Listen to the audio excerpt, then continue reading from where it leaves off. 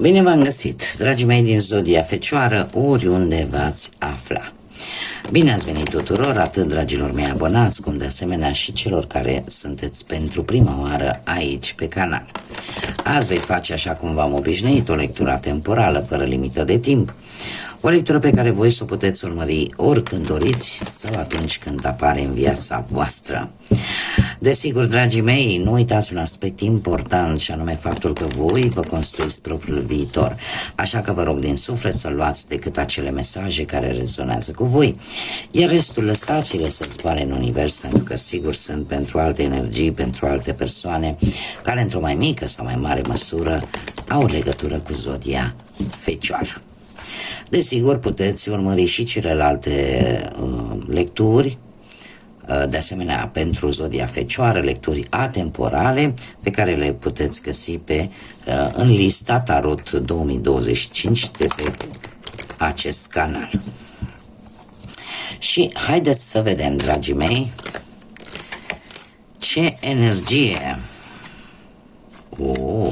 Și avem o energie masculină de data aceasta, avem numărul 42, prin reducere pitagorică ne dă un 6, care îmi vorbește de acea căutare a armoniei. 6 este numărul care reprezintă atât armonia cât și distrugerea. Reprezintă acea necesitate de a distruge ceva nefolositor pentru a putea construi ceva nou. Este un număr al echilibrului. Se pare că unii dintre voi comunicați poate mult mai bine sau sunteți într-o perioadă poate de vindecare. Alții poate cooperează un pic mai bine decât în mod normal. Este o perioadă, să zicem așa, un pic echilibrată, poate chiar din punct de vedere financiar, dar și spiritual. Cartea în sine, masculinul, și avem zeul lunar, așa se numește, ne vorbește despre acel moment în care tu trebuie să faci un pas în față și pur și simplu să conduci. Să-ți conduci propria viață. Se pare că ai trecut prin niște situații care te-au făcut să vezi că de fapt ai mai mult, ești mult mai puternică decât crezi sau decât credeai. Ești într-un moment în care poate ar fi indicat să oferi ajutor acelora care sunt slabi, acelora care sunt neputincioși. Cumva este un îndemn de asemenea de a face mișcare, da? Pentru a-ți îmbunătăți poate sănătatea, organismul. Și unii dintre voi poate sunteți în momentul în care chiar sunteți hotărâți să începeți un nou curs. Indiferent că este el un curs de fitness, dar în general e pentru întreținerea fizică. Acum, haideți să vedem ce ne spune și tarotul și începem cu viața profesională. Să vedem ce vine pentru dragii mei din Fecioară în viața profesională. Dragilor, voi ați avut o perioadă în trecutul nu foarte îndepărtat, o perioadă în care în sfârșit ai început să vezi rezultate bune, poate în tot ceea ce ține de cariera ta, de muncă. Unii chiar au avut o călătorie în străinătate pentru a obține poate un job sau poate așa, aceasta este activitatea voastră, poate să călătoriți. Sau alții poate au reușit în sfârșit să închidă o anumită etapă din viața voastră profesională, poate vis-a-vis de un job, vis-a-vis de o afacere posibil. Cert este că în prezent, cu acest 5 de spade, pe planul ăsta al muncii, în acest moment se pare că aveți anumite conflicte, anumite tensiuni. Este adevărat că e posibil ca fiecare, nu știu, cu colegii, cu șefii, cu asociații, în care fiecare își susține punctul de vedere. Trebuie să vă spun că la un moment dat nimeni nu va câștiga, pentru că fiecare o va ține pe a lui și nimeni nu va avea de câștigat. Ce ar mai putea fi? Ar mai putea fi poate o competiție foarte aprigă pe un post anume, așa că, dragilor, dacă voi sunteți stăpâni și știți foarte bine activitatea respectivă pentru care voi vă zbateți, atunci sunt mai șanse ca voi să reușiți să câștigați în această competiție. Viitorul apropiat vine cu acest rege de bâte, care îmi spune că există aici probabil o anumită persoană, sau mai multe probabil, dintr-o zodie de foc, berbec, leu, săgetător, care se pare că te poți baza. E cineva care te poate ajuta, poate să găsești ceva de muncă sau poate pur și simplu tu împrumuți cumva caracteristicile acestui rege de bâte și asta îmi spune că într-un viitor apropiat parcă nimic nu te poate opri și nu o să-ți fie frică de nicio provocare care poate veni în calea ta. Ești într-o viziune foarte futuristă, vezi către viitor și nu numai pe termen scurt, chiar pe termen lung. Iar dacă toate aceste situații, să zicem, conflictuale nu sunt de durată, nu vor dura, va fi ceva temporar, iar cam tot ce se întâmplă în acest moment nu va face altceva decât să te întărească și mai mult și să te facă să vezi lucrurile cam cum sunt în adevăratul lor sens. Haideți să vedem pe partea cu bănuții.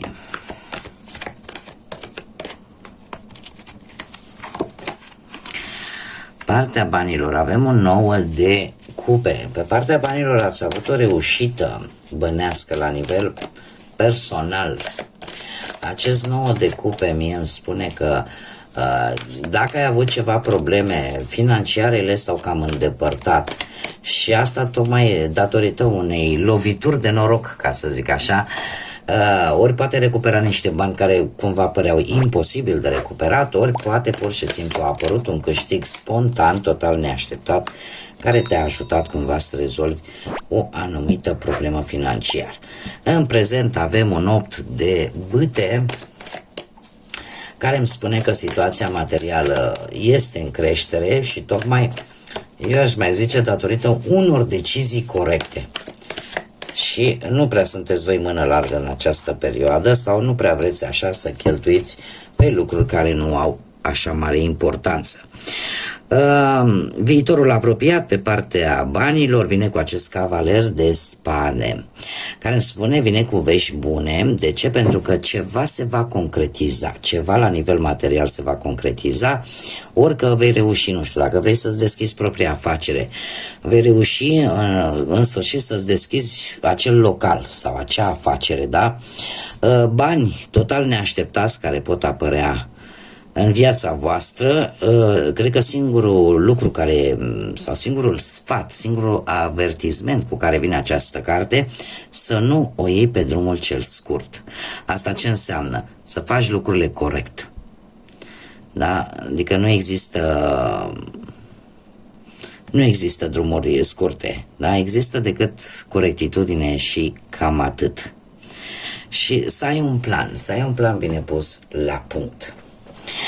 Mergem mai departe, haideți să vedem pe plan amoros, sentimental, pentru cei care sunteți deja într-o pereche. O regină de bâte, se tot repetă zodiile de foc, berbec, leu, săgetător.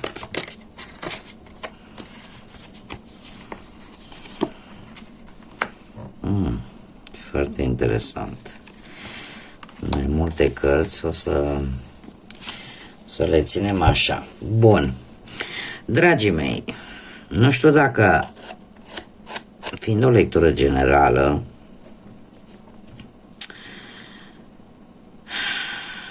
îmi apar două energii. O energie de foc, berbec, leu, săgetător, și o energie de cupe, rac, pești și scorpion. știu dacă aici este foarte interesant. De ce? Pentru că într-un trecut nu foarte îndepărtat ați avut ceva legături ori cu internetul,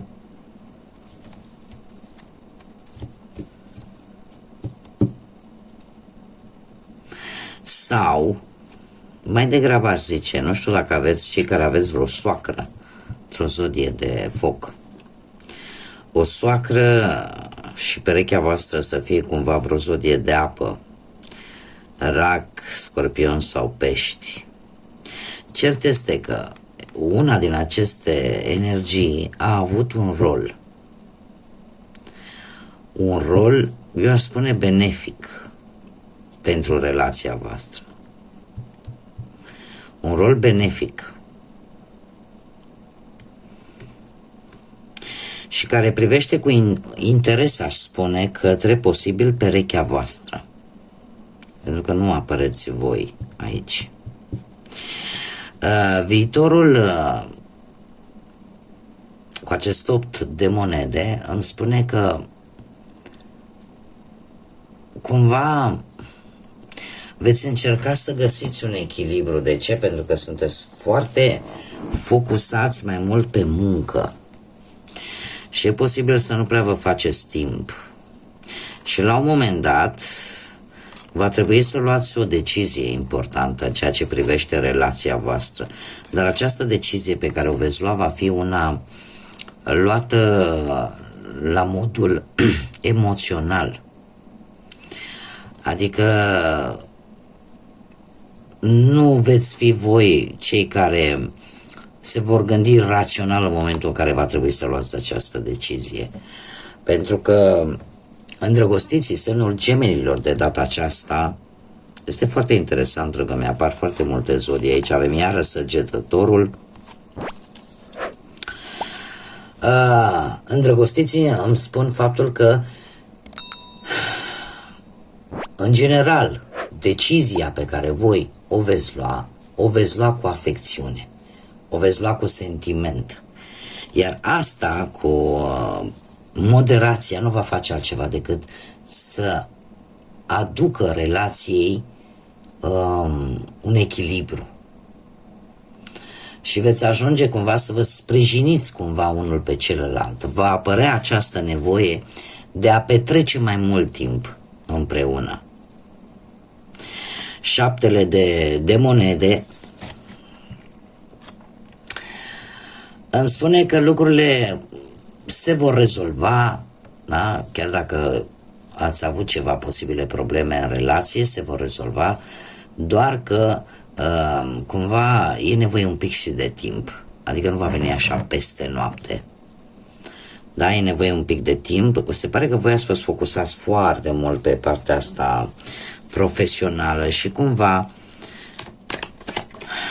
ați neglijat perechea. Dar aici a fost o energie care, într-un fel sau altul, și-a adus un aport benefic în relația voastră. Mergem mai departe pentru cei care sunteți singuri în urma văduviei sau în urma unui divorț, a unei separări sau pur și simplu nu v-ați găsit voi perechea până în acest moment. Și avem un 10 de cupe. Trecutul nu foarte îndepărtat cu acest 10 de cupe îmi spune că e posibil să fie apărut cineva în viața voastră, cineva destul de important, poate prin intermediul familiei, de ce nu? Iar în prezent, cu acest rege de spade, unde se repetă, mare atenție, zodiile de aer de data aceasta, Gemeni, Balanță, Vărsător, asta îmi spune că este cineva mai ales dacă vorbim de un domn, este cineva viril, cineva intelectual, foarte ferm, foarte hotărât, iar dacă vorbim de o doamnă, atunci este o femeie cu caracteristici un pic așa mai masculine, foarte luptătoare și care cu greu își arată sentimentele. Viitorul, eu aș spune că sună un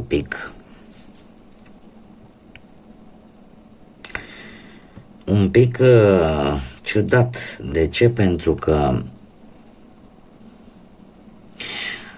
avem un 5 de cupe. Un 5 de cupe care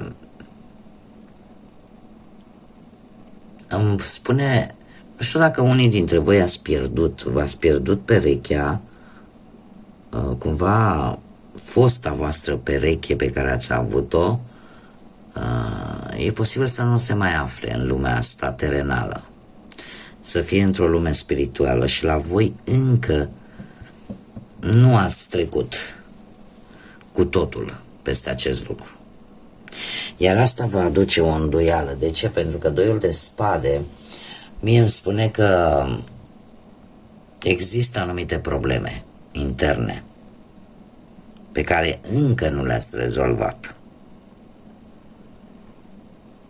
Sunt lucruri pe care încă nu le-ați rezolvat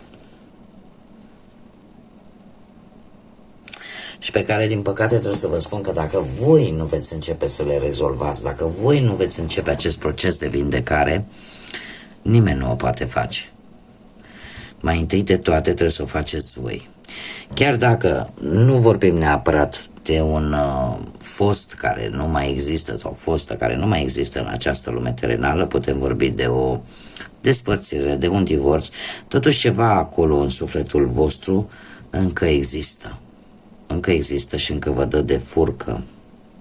E ceva la care voi nu puteți să renunțați. Și asta vă face să fiți așa într-o dualitate. Să fiți într-o dualitate și cel mai bun lucru ar fi ca înainte de a căuta pe cineva cu care să ai o relație de lungă durată, poate că ar trebui mai întâi să începi să te vindeci. Să te vindeci tu pe tine. Ce ai acolo în interiorul tău care te macină. Haideți să vedem care este mesajul pentru voi, dragilor, din Fecioară. Și avem cartea veche, cartea antică, care ne spune în felul următor: cunoaștere mistică, profeție sau secrete. Despre ce ne vorbește? Despre lucruri care nu se spun, despre lucruri care unii dintre voi poate le simțiți sau le vedeți și nu le spuneți, sau poate pur și simplu există anumite informații care încă nu sunt dezvăluite. Există anumite lucruri din trecut pe care voi încă nu le știți. Poate să fie vorba de orice aspect al vieții, plecând de la cel profesional, bănesc, până la relație, dar aici ceva este ori ascuns, ori unii dintre voi e posibil să traversați în această perioadă anumite întâmplări, ca să zic așa, destul de ciudate. Nu știu, poate să vedeți cifre repetate sau poate pur și simplu să aveți vise mai ciudate. E ca și cum cineva ar încerca să comunice cu voi și să vă transmită un mesaj. Acum eu pot să vă dau un mic indiciu pentru cei care, de exemplu, priviți aceeași oră la ceas de fiecare dată, da? Același minute, aceeași oră. Avem pe nenea Google-ul care ne ajută de câte ori avem nevoie și voi puteți să scrieți acolo ce simbolizează numărul cutare în, nu știu, în spiritual sau în general. Și acolo găsiți răspunsurile care v-ar putea interesa și care v-ar putea un lumina.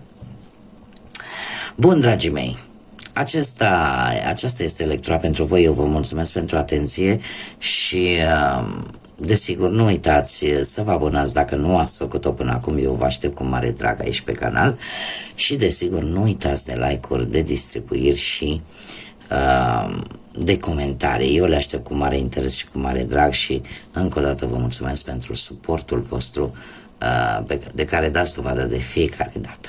Așa că mii de mulțumiri tuturor. Până la următoarea lectură vă doresc multă claritate mentală, multă lumină în suflete, în gânduri, multă energie pozitivă, iar până la o nouă lectură, desigur, ca de obicei, să fiți iubiți, dragilor.